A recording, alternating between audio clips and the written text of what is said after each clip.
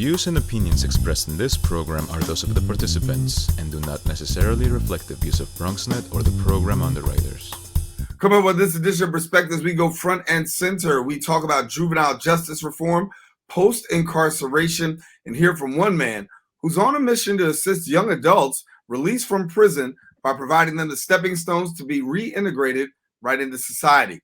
That, plus a whole lot more on this edition of Perspectives with yours truly, Daren Jaime. What's on your mind? Express what's on your mind. What's on your mind? Anything relevant to life, you bring it to the table. Whether you make a move solo or a movement with a stable. No fables, you speak on your decisions. Cause in the long run, it's your voice, your views, your vision. Keeping it real with many messages for you to know. This ain't radio, but DJ runs the show.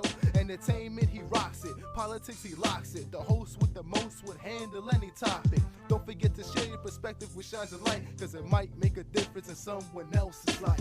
Make a difference in someone's life. Express what's in your heart and your mind. Share your perspective. What's your perspective? Let them know. And hello, everyone. Welcome to another edition of Perspectives. I am Daren Jaime. Of course, we thank you for joining us. As always, you can watch Perspectives every week here on BronxNet's Channel 67. We invite you to stay connected to us on our social media platforms at BronxNet TV and also on our website at bronxnet.org. Now, if you're trying to reach me personally, there's some ways that you can reach me on social media. Our professional page is Daren C. Jaime, and you can reach out there and you can reach me also on Twitter and Instagram at DCJaime23. We're coming up front and center on this edition of Perspectives. We talk about juvenile justice reform, post-incarceration. We talk about it from this perspective. In 1974, Congress enacted the Juvenile Justice and Delinquency Prevention Act, also known as the JJDP Act. Now, it's a landmark legislation supported by local and state efforts to prevent delinquency and improve the juvenile justice system. In December of 2018, the Juvenile Justice Reform Act was signed into law, reauthorizing and amending the original act of 1974. Our guest today is an attorney, and not just an attorney, but a youth advocate. He says he felt called to step out from the shadows and become an advocate for youth. And after a series of personal experiences, he launched into this wonderful program that we're here to talk about today. We're pleased to be joined by Dr. Surajit Khanna, I should say, and we welcome him now to Perspectives. Surajit, good to have you. Good afternoon. Thank you very much for having me in the studio today. I was really honored by your introduction. Thank you. Well, thank you so much. We're glad to have you, and I'm honored by the work that you're doing. And when we talk about juvenile justice reform, obviously across the United States, the big focus is on criminal justice reform when we talk about restorative rights and things of that nature. But then when it comes to issues of juvenile justice reform, it falls under criminal justice reform, but particularly for young people and young adults. And I know that's your passion. Share with me why you feel so passionate about juvenile justice reform. Well, there is a say that the young people or the young adults are the building blocks of any country. So in our country, definitely the young adults, those who are juvenile and starting from the baby, you can say till 18 and beyond that, are the building block of this country.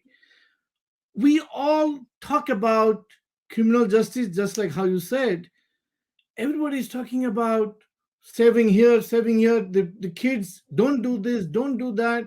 And we have too many crimes going on. We need to stop the crime. How can we stop the crime when we do not give them an alternative? So this Juvenile Justice Reformation Act, when I first saw, though I did not see in 1974, but I did see a few years ago, then it just struck me. I said, you know what? Everybody's talking about returning citizen.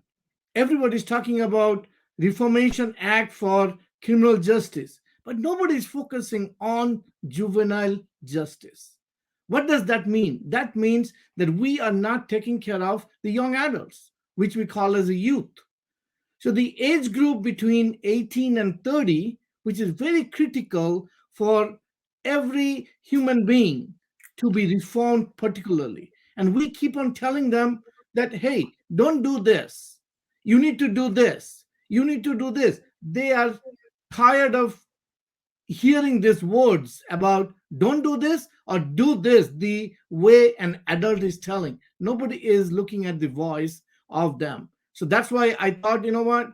Let us come up with a program called Returning Youth Initiative. It is for the voice of the voiceless, especially for the teenagers, youth, those who thinks that we don't have a stake in this country. Everything is being done by adults.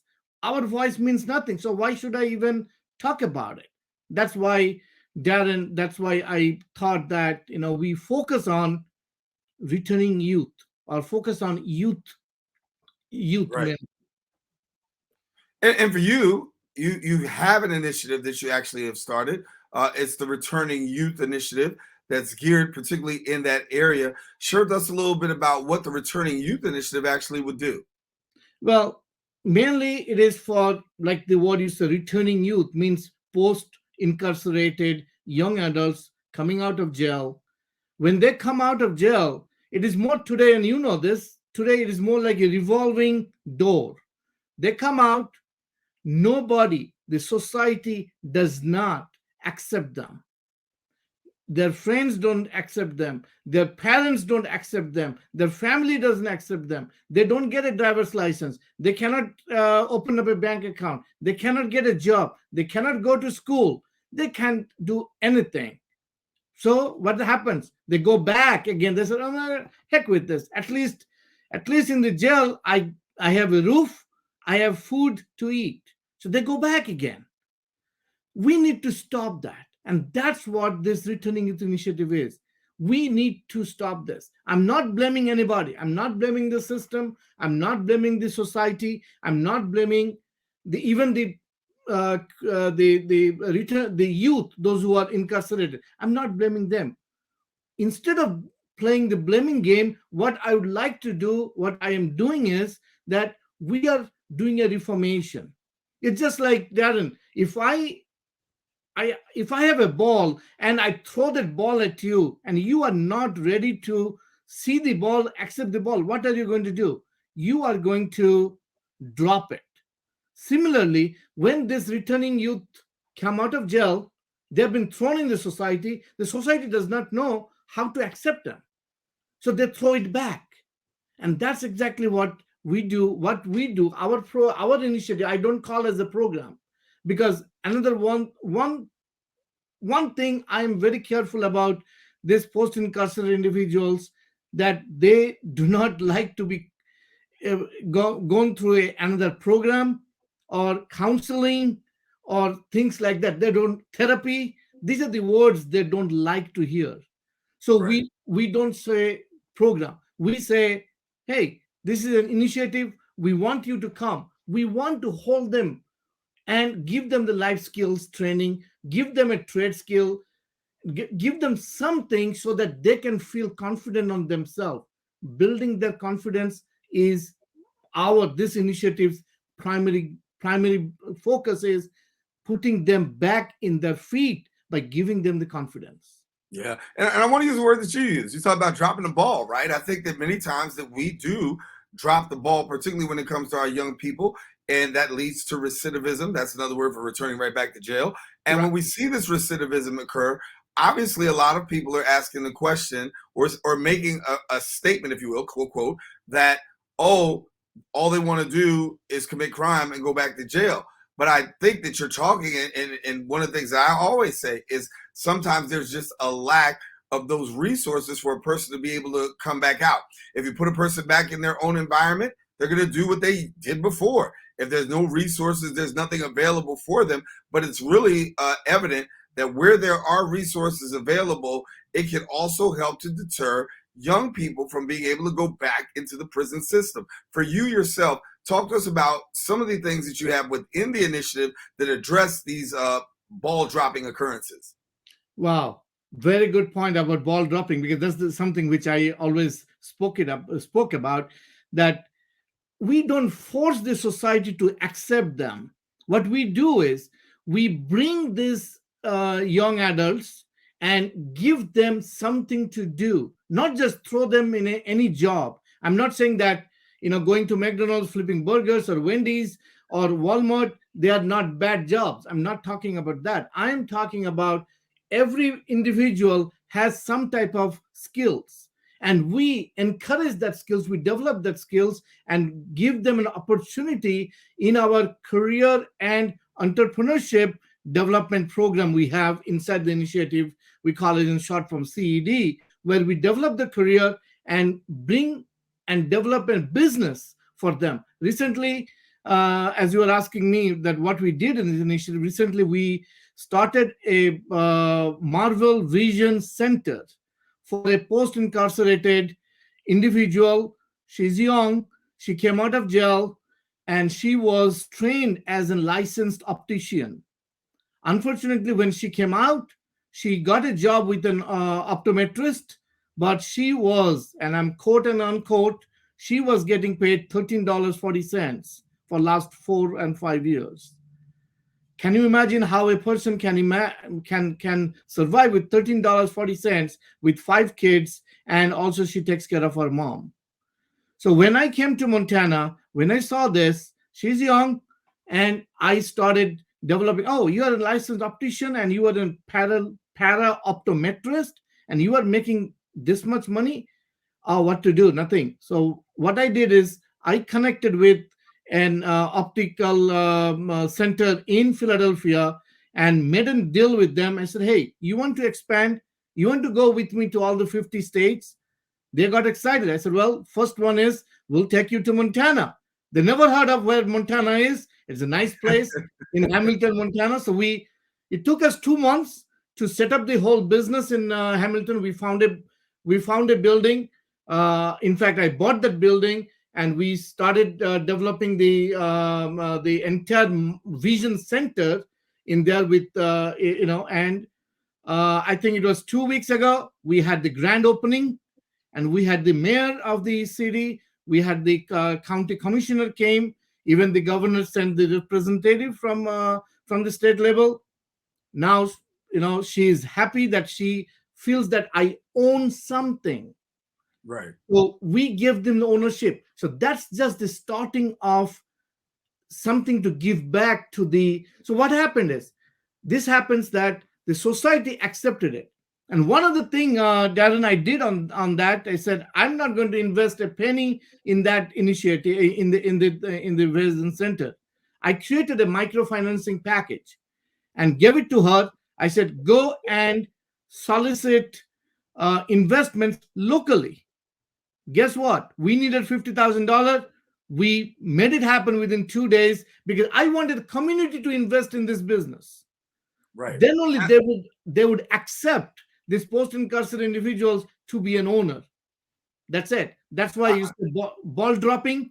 You don't throw the ball. They took the ball. They're now playing with the ball because they now see that, oh wow, such a beautiful, it is a high-class vision center. It was not a low class. It is a very high-class vision center with a good quality frame. Tom Ford, you heard of Tom Ford, Ray-Ban, yeah. all the high-class things there. And now, oh wow, a post-incarcerated individual is owning a business. Right. Well, we made it happen. I want to come back and talk after the break. I want to talk about community investment because it has to be some investment in the community in order for this to happen. Let me take a quick break. Talking with Surajit right now, Surajit Khanna, our guest, Dr. Surajit Khanna, I should say, and we'll be returning with more here on Perspectives.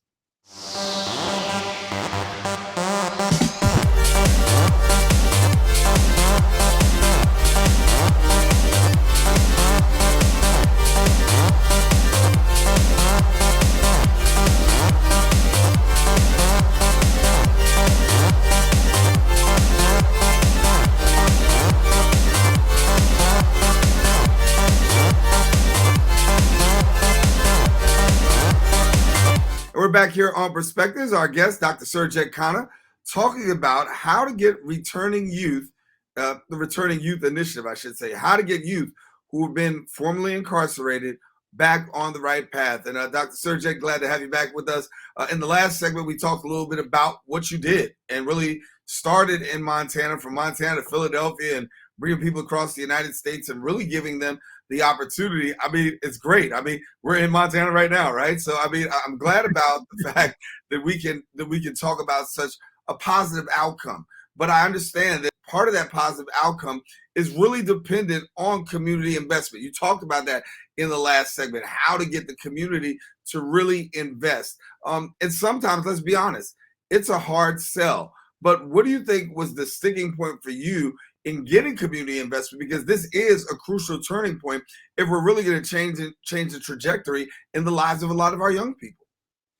No, that was a tough one. I did not know that it will be accepted. I just threw it, like you said, about ball drop. I just threw the ball up there and said, you know what? In order for me to penetrate the community and prove the community that a post-incarcerated individual can do what we as a normal people can do if they have been given the right tools and right opportunity.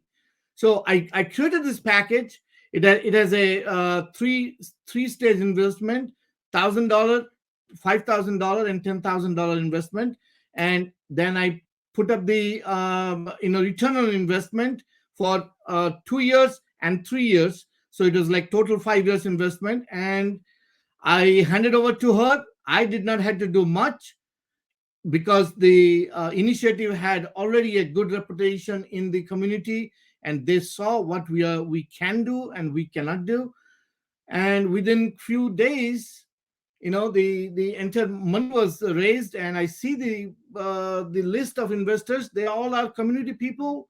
They all who trusted her, trusted the family, and it was like, means I was really thrilled. I take that, and it gives me a thing now when we are going to my next opening will be in Houston very soon, and also in DC, in Delaware, in New York and New Jersey.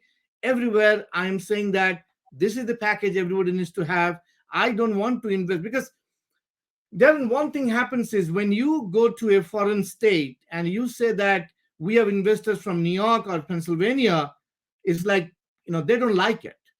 They don't say, oh my God, they bring the money here, they're going to take the money to their community. We want to keep the money within the community. That's one of the reasons why we need to focus on in the community. The money remains in the community and it rotates back in the community, because the person whom we are promoting is a person from that community. So right. It's a good thing to give back to the community. And so how does it actually work for that individual? If you come out incarcerated, they come out, they meet with you, you determine they've got some potential. Walk us through what happens from there. Well, yes, well, like you rightly said, once they come out of the jail, and most of the time, it depends upon the tenure of the jail timing, and we have a good jail system where they do educate these young adults with some type of trade skills inside the jail.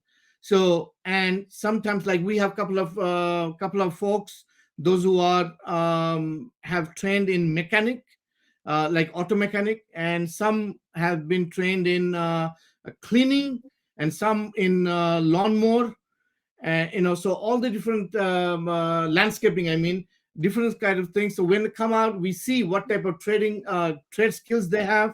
If they don't have sufficient, we train them to get to a level where they can have their own setup. And then also we do give them a life skill training, because most of the time when they went to jail, they were 12, 13, 14 years old, or sometimes even younger than that. And they don't know how to have how to do laundry, how to buy groceries, how to even put a balance in the checkbook or anything. So we give them the life skill training as well. And then we set up with a mentorship program, peer mentorship. Also, we do take care of their medical challenges they would be having, because most of the time they come out, they have PTSD. So we kind of handle that. We have a national medical director on board. And then also we have several psychological evaluators. So we do that. And as you know that I have a law firm. So through my law firm, we also take care of their legal things so that we can start the expunging process. In that way, sometimes most of the young adults, they don't believe that their record could be expunged. So we take care of that. And then we hook up like this particular incident, because she was an optician, and we got connected to a optical facility, and we tried to do that. So yeah, we walk them through to the entire process until they are completely self-sufficient. You brought up the word expungement, and I'm glad that you brought it up because that was going to be a topic of conversation.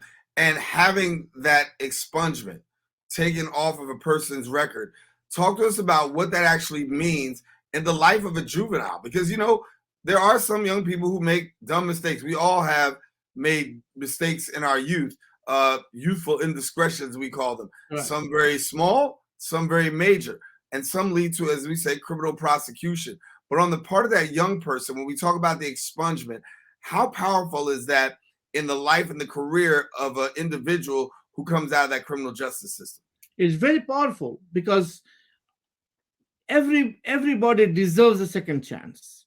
And our system is in such, because of the lack of awareness, when a juvenile coming out of the jail, whether they are 18 or 22 or 25, some juveniles came out at the age of 30. And they don't know how to handle their legal papers, how to handle their expungement based on what type of crime they did and what type of charges they had. We do the evaluation on that. Then we have, I reach out to different expertise, those who have experience in expungement. It takes time, though. It's not overnight. It's not a flip switch that, you clean your record overnight. But at least we give them a chance to work on it, and it might take several years. And it really works, because that means a lot for an individual. If they went to jail for 10 years or 5 years or 4 years, whatever, this record will definitely hinder in the past, in the future, as they grow. So expungement is very important, and it can be handled. Nothing is impossible. It can be handled. Just takes time. Dr. Surajit, let me take a quick break. Come back with more with Dr. Surajit Khanna, our guest, talking about the Returning Youth Initiative. And we'll be back with more perspectives right after this.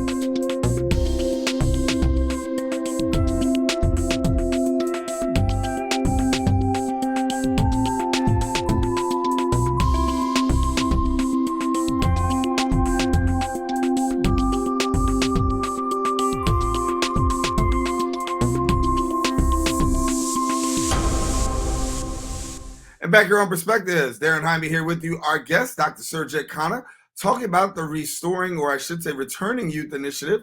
And it is restoration, actually, as a person's career in their life is actually being restored after returning back into population. And it's a wonderful thing. Dr. Surajit, for somebody who's watching right now, says, listen, how do I get connected, and what's the criteria for me to be connected to you, and if this intrigues them? Well, let me be very blunt on this.